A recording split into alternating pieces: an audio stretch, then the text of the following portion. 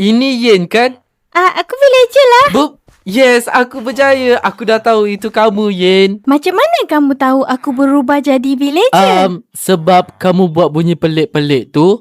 Dari situlah aku tahu. Tapi kamu tak nampak aku berubah pun kan? Aku cuma teka je. Tapi tak tahu pula benda tu betul. Okey Seto. Tapi boleh tak kamu bagi aku peluang terakhir? Alright Yen, boleh. Okey, kamu janji jangan keluar dan mengintip ya?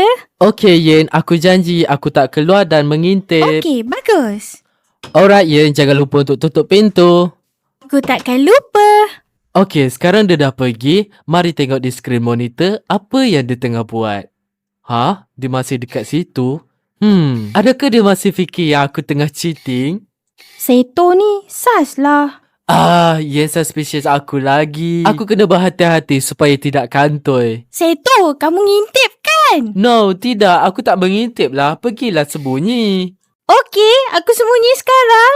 Okey, mari tengok dia pergi mana. Sudah mestinya aku tak boleh sembunyi kat rumah. Apa kata aku menyorok belakang dinding ni? Syah!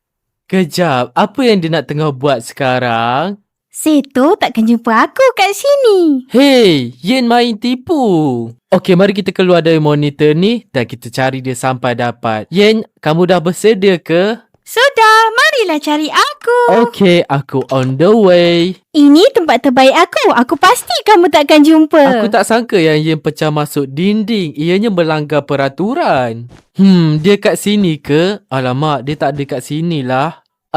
Mungkin dia dekat kawasan ni. Kat dinding ni pun dia tak ada. Mungkin di dalam dinding ni. Oh ya, aku lupa dekat sini kawasan air. Wait, aku pasti aku ada nampak dia dekat kawasan ni. Oh ya, dia ada tertinggalkan spawn villager. Itu pelik. Tapi mesti dia ada dekat kawasan ni kan? Sekejap, aku ada satu idea. Aku akan letakkan TNT dan bila dia keluar, dia akan kena perangkap aku. Alright, mari kita letakkannya di sini. Alright.